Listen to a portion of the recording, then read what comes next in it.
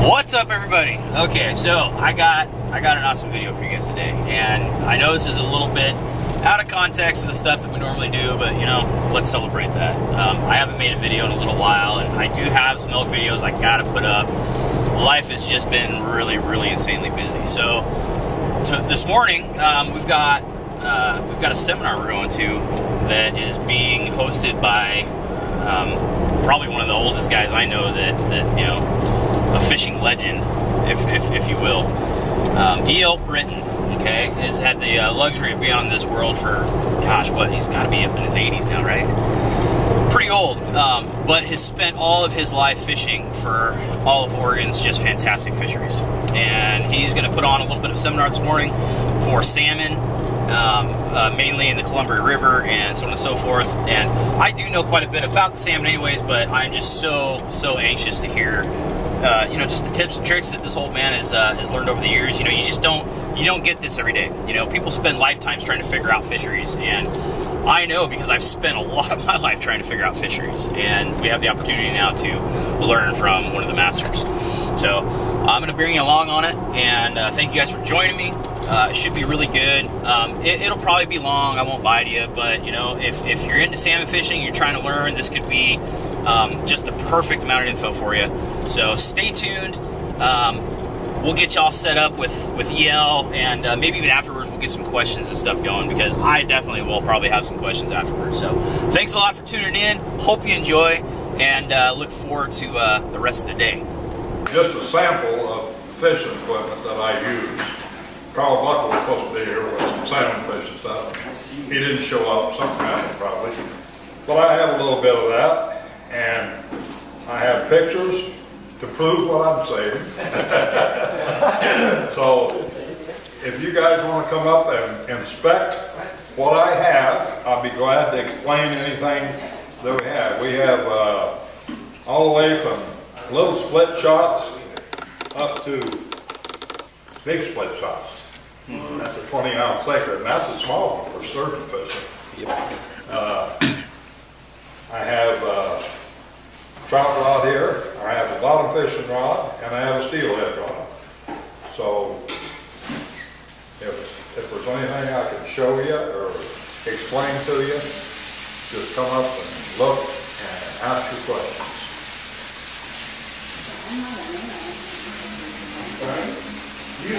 Which one do you use for sturgeon? Sturgeon? Yeah. I didn't bring my sturgeon rod. That one was a little. I got an 8-foot ugly stick that's rated for 80-pound test. And I put a 50-pound tough line on it. It works really well.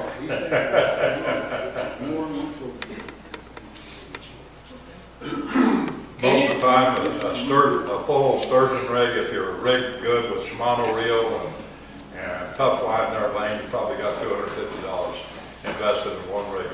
Wow. Can you tell us about how do you decide what size line to use and how do you do different riggings for stuff? That all depends on what you're fishing for. Like if I'm fishing for trout, I'll use a 4-pound extra length monofilament line for trout. That'll get you out where you just flip your wrist and then fling a sail halfway across the river or lake or whatever. And if you're fishing sturgeon, I highly recommend tough line, probably a minimum of 50-pound test. A lot of guys use 80 to 100, but that's unnecessary. I've caught 9 and 10-foot sturgeon on 50-pound test. So, any more questions? What about scent? Is that really of much value for What's that? scent? Like added scent? Smelly jelly. Smelly jelly, yeah. I used to keep a bait all the time, and I recycled it all the time, and it smelled terrible. You didn't want to get downwind of it. But boy, it was good for the sturgeon. So I never bought any stuff that they give you to squirt on the bait. You can make your own pretty easy. So if you were going to go springer fishing today, let's say off the bank, how would you rig that up and what would your tackle look like? Fishing off the bank, Yeah. You need a pole, probably a 9 to 10 foot pole that you can cast 6 to 8 ounce sinker. And I would probably use a medium sized spinning globe. I went up to Warrendale, my brother and I went up to Warrendale, and we each caught a swinger up there using that rigging, you know. So would you put scent or anything on the spinning globe? What's that? Would you put smelly jelly or any kind of bait on the spinning globe? Anything to help it. I didn't, but a lot of people do. How about your rigging for that bank fishing EL? What's that? How about your rigging for that spinning glow setup? You know, how are you rigging that up for the bank? You probably want to have 25 to 30 pound rating on your pole at least. Pole maybe a little bit more than that. But you want a pole that's, like I say, a fairly long pole so you can get it out there. A lot of the guys used to fish up at Bonneville, and they would use railroad spike for weight and tie cotton string on them. So if they get a strike, a salmon or a sturgeon, they give it a good jerk, it'd break that cotton line, and you just had to fish to fight, you know. So, and those railroad spikes were about 16 ounces. Yeah. And a lot cheaper. You know what? All you gotta do is walk along the tracks and pick them up. 16 ounce chunk of lead, it costs you anywhere from $3 to $4. Yeah. 16 ounce railroad spikes about $1 a piece. Now the best thing to do if you're gonna fish with lead is the same. I don't know whether your wife's a grod sailor or not. My wife is a grod sailor queen in Portland. And she called me up one day and she says, "Hey," son, I found this guy wants to sell these sinkers. I said, "Well, how big are they and how much do you want for them?" "Well, he just wants $1 a dollar, and they're 20 ounces. And I said, "Well, how many has he got?" "Well, he only wants $1 for the whole mess. He had 2 dozen of them."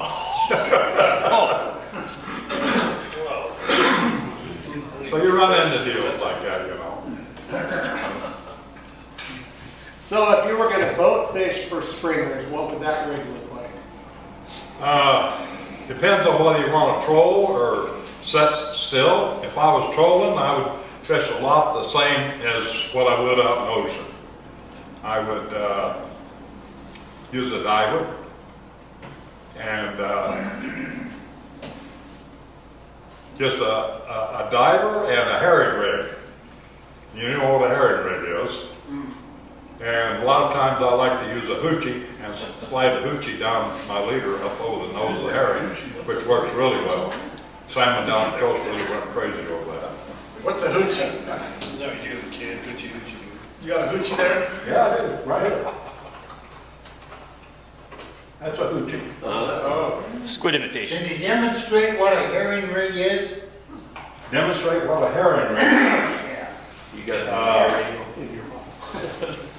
I can tell you what a herring rig is. It's a leader with a hook at the bottom. It's tied on permanently, and then a hook about 4 inches up the leader that's a slider, and you hook the herring through the head on the top hook, and then a lot of guys like to get a little twirl in it, so you hook the bottom one with just a little bend in the herring. And then, if you're going to use a hoochie, you slide that hoochie down over the nose of it.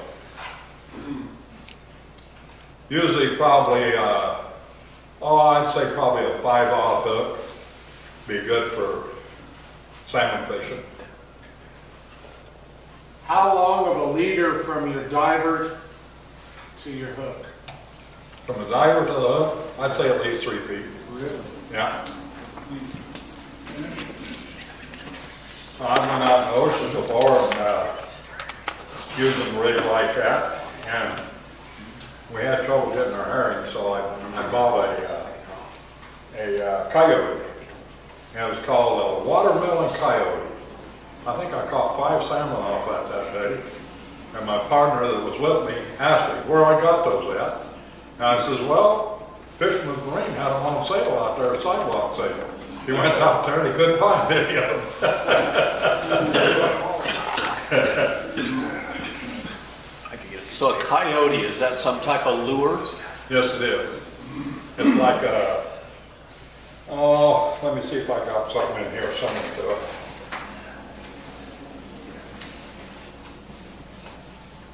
Now I gotta have my other tackle box. I've only got about 6 or 7 tackle boxes. This is not half what I got.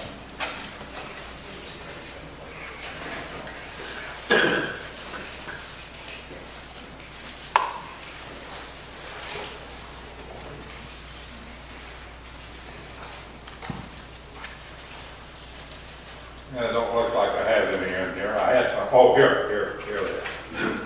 Right here, that's a coyote. Okay.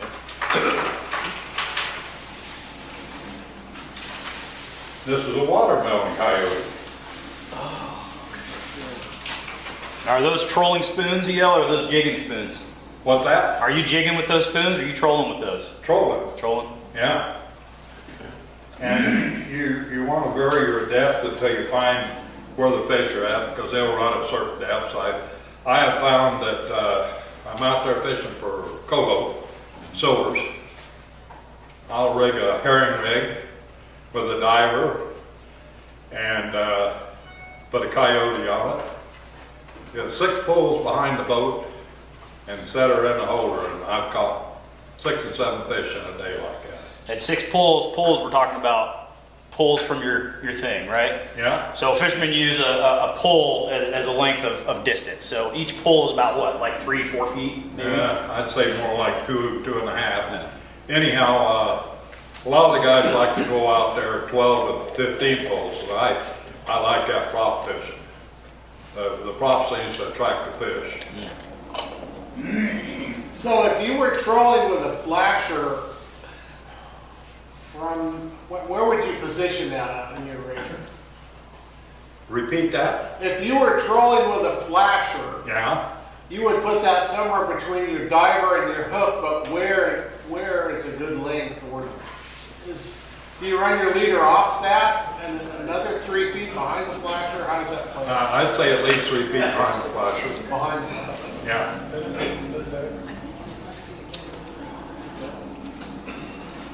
So when you're out there and you don't know where they're at, you don't know what they're biting on, you know, so you start with something, you take your best guess. How long would you say you should go doing something? How long should you go before you say, okay, this ain't working, I'm going to try something different? Yeah. Well, Because I find that I get in the habit of just doing the same thing for 4 hours and not catching anything. But, yeah. you know. Well, you do a little investigating before you go out. Say if you go out in the ocean, you talk to the guys that's been going out all the time, say, well, you catch a fish at 200 feet, so you go out to 180, 200 feet, and you start trolling out that depth. And same thing in the river. Same thing in the river.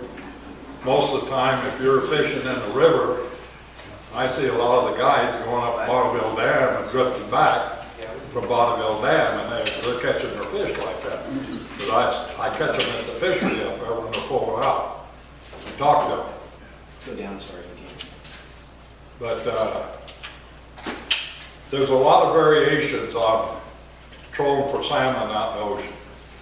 We was out there one time bottom fishing, and we were catching bottom fish, and all of a sudden we were getting bites that didn't feel right. Started setting the hook, and we were catching salmon on our bottom fish jigs. That tells you that there's a lot of salmon there when that happens. Sure. So some of us don't have access to get out into the ocean or that kind of stuff, but can we talk panfish for a little bit about how you would rig up for catching trout maybe at North Fork or Escada Lake or one of our local lakes? Okay, I fish trout one way. I use an ultralight rod. I use 4-pound excellent line, and I'll tie a number 6 trout hook on the end of the line. And then put a medium-sized sinker, crimp it on your line at probably about 2 feet above the hook. And put on about ½ an inch of worm and a Posky fireball on the end of the hook. That's all I ever use, and I catch all my fish that way. It works really well. By sinker, you mean a split shot? Clamp split shot? Yeah, split shot, yeah. There's all different sizes of those. I like to use a medium size. Yeah. I would imagine it would depend on depth of the water and that Yeah. sort of thing, as far as whether you use a number 5 or a number 2 split Yeah. shot or whatever. Gotta have to feel it and take the variation, the depth and stuff. Well, guys, I have a bunch of pictures up here to more or less prove what I've been telling you. And any you want to come up and look at them and ask questions, I'll be more than glad to answer your questions.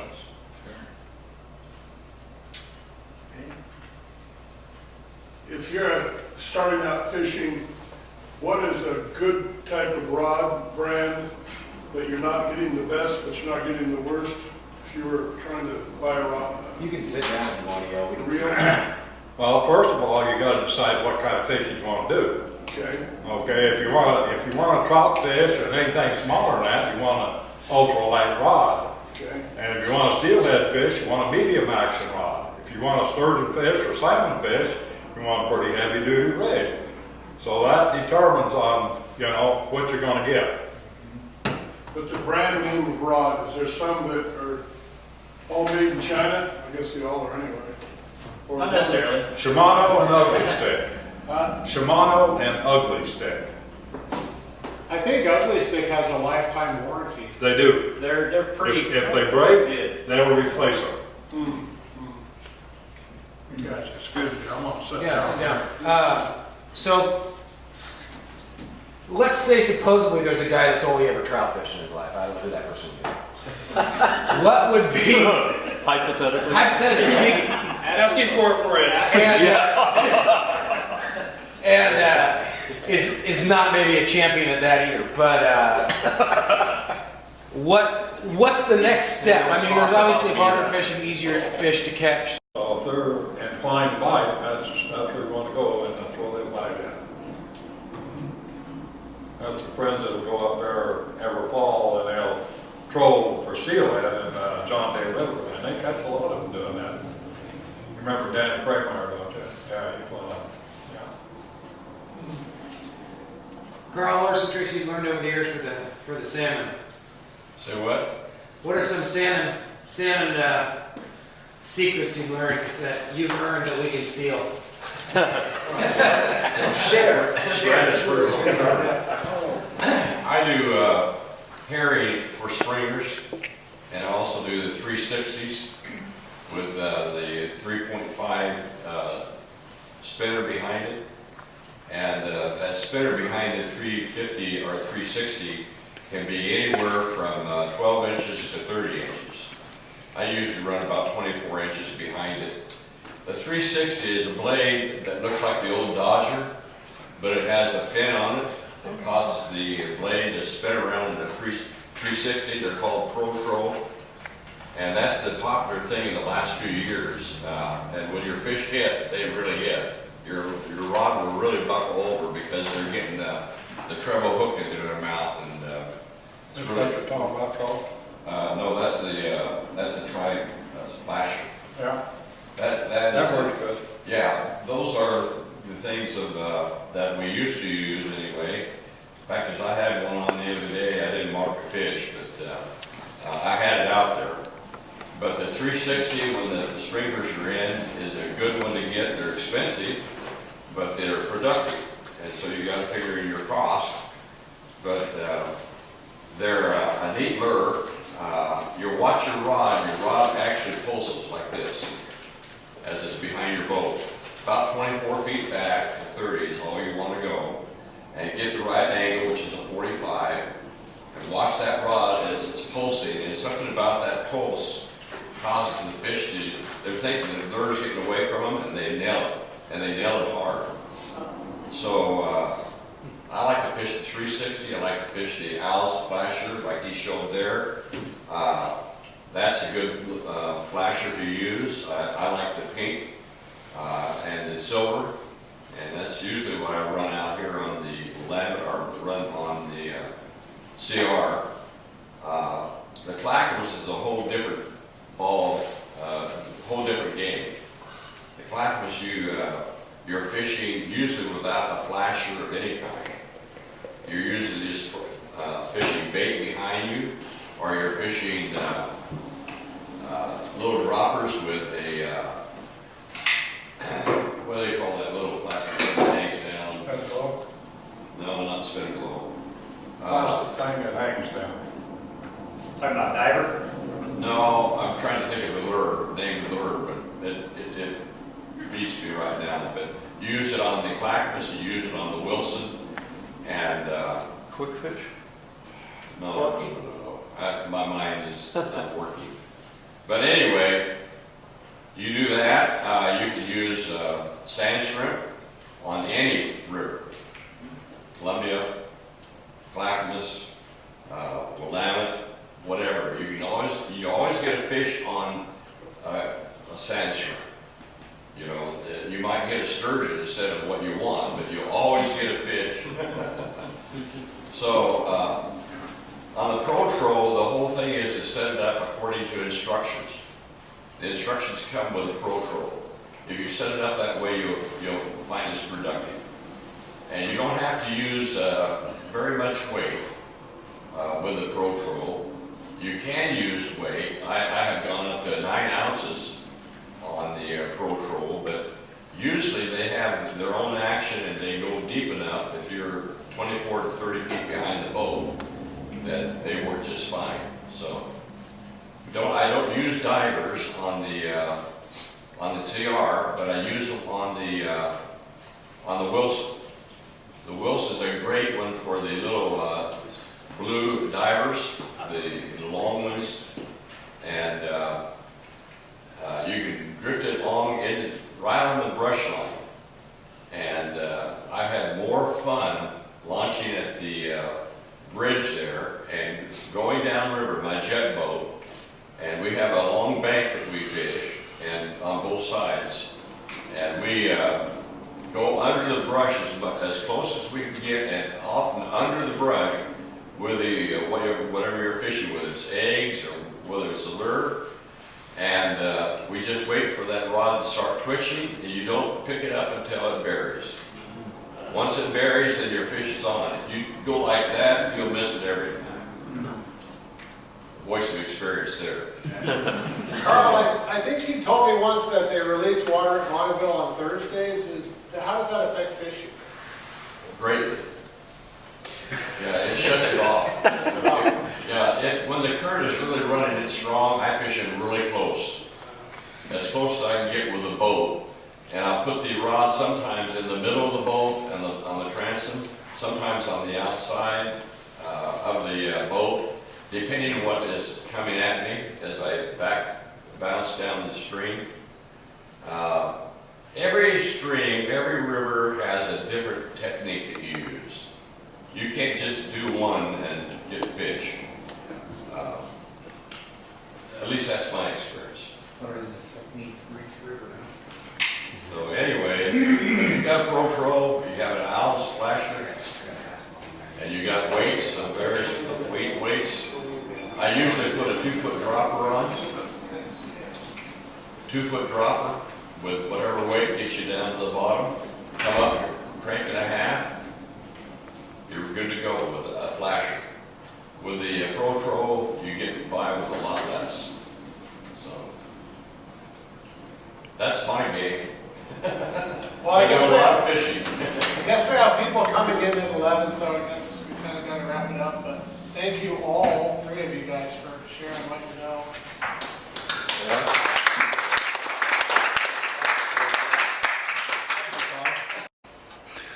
Hey, okay, so, well, it is what it is. The camera shut off about 15 minutes in, and I didn't get the whole seminar, and I'm sorry for that. I will say that there is more that will come. I think we're going to do some more of those. You know, he's just, EL's been on this earth for so long, and he's been around when the fishing was hard, when the fishing was really easy. You know, it wasn't really combat fishing back then. It was more of a, let's go out and go fishing and we can catch, you know, whatever bites the hook. And nowadays, it's just not like that. It's just so much harder to fish in some of these fisheries, especially on the Columbia. There's a lot more people doing it, and the runs aren't as big as they used to be. And so, you know, fishing, you know, can be a lot harder. And so we thought maybe this might be a good inspiration to get people into it, and also, you know, figure out what's the easiest way of doing it and starting it out. That didn't really happen through that, because halfway through the camera quit working, which is just awesome. So I got the first half of it, and then I got the last half of it, and hopefully you guys saw some more. If you want to see more, okay, I've got a lot more that I can give you guys. You know, it just depends on what you guys want to hear. You know, if you want something specific, I'd be happy. You know, I haven't been, you know, nearly fishing as long as EL has, but I've had the opportunity to try and figure some things out and pick up some tips and tricks on the way, and so on and so forth. And I'd be happy to share that with you guys. So if you guys want more stuff like that, let me know in the comments. I'd be happy to do that. And as far as rigging videos too, you know, a lot of people like to know how things are rigged up, and I'd be happy to share that too, you know, from what I've experienced so far, thus far. Either way, I hope you enjoyed. Stay tuned for the next one. I will get some of the other elk videos up. I'm sorry it's been so long. Like I said, life has just been crazy. And, you know, we'll get some of those up. And, you know, let me know if you guys want to see other things. You know, I do other things. You know, I don't know if you guys can see that, but yeah, I like the snowmobile, and, you know, I like to do other things. And I got some stuff that I work on from time to time. So if you guys want to see some of that stuff, maybe some out of the ordinary videos that don't necessarily have to do with hunting or fishing, maybe just, you know, life in general stuff, let me know. I'll get that for you too.